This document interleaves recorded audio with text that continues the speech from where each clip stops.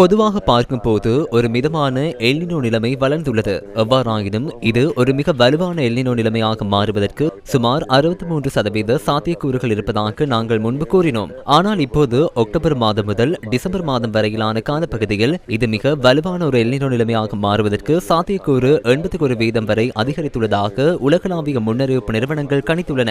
இதற்கு 81%க்கும் அதிகமான வாய்ப்புகள் இருப்பதாகவும் கூறப்படுகின்றது. இல்லத்தரசிகளுக்கு அதிர்ஷ்டத்தை கொண்டு வரும் கசாகல கிரீன் சூப்பர் இன்றே வருகை தந்து வித்தியாசத்தை அனுபவியுங்கள்.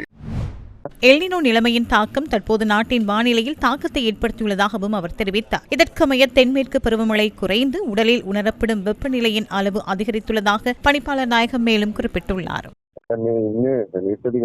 தற்போது காணப்படுவது தென்மேற்கு பருவமழை. இதுதான் இலங்கையை பாதிக்கும் தென்மேற்கு பருவமழையாகும். இந்த காலத்தில் பொதுவாக நாட்டின் தென்மேற்கு பகுதிக்கு அதிகளவான மழை கிடைக்கும். தற்போது இந்த தென்மேற்கு பருவமழையின் தாக்கம் படிப்படியாக குறைவடைந்துள்ளதை எம்மால் காண முடிகின்றது. இப்போது உண்மையில் மழை குறைவாகவே பெய்கின்றது. நாம் மழையை எதிர்பார்க்கின்றோம், ஆனால் அது குறுகிய நேரத்திற்குள் பெய்து ஒரு சிறிய மழை வீழ்ச்சியாகவே இருக்கும். அதே போல வடக்கு மற்றும் கிழக்கு பக்கங்களை எடுத்துக்கொண்டால் இந்த காலத்தில் அங்கு மழை மிகவும் குறைவாகவே இருக்கும். இப்போது வறண்ட வானிலையை நிலவுகின்றது. வெப்பநிலை அதிகரித்துள்ளது. இப்போது அம்பாறை பண்டாரவளையை தாண்டிய பகுதி போன்றே கிழக்கு மற்றும் வட மாகாணங்களில் சில பகுதிகள் வெப்பநிலை அதிகரிக்கும் என்பது தெளிவாக தெரிகின்றது.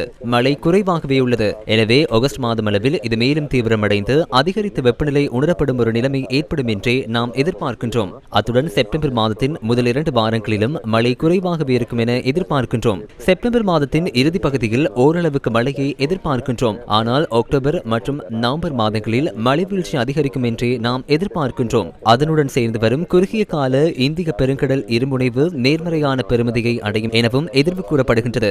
அத்துடன் இந்த மழை டிசம்பர் மழையை போல தொடரும் என்றும் நாம் எதிர்பார்க்கின்றோம். எனவே இது மிக வலுவாக உருவாகி வரும் ஒரு நிலைமை என்பதால் அடுத்த வருடத்தின் ஜனவரி, பிப்ரவரி, மார்ச் போன்ற மாதங்களிலும் மழை மிகவும் குறைவடையும் என்றே நாம் எதிர்பார்க்கின்றோம்.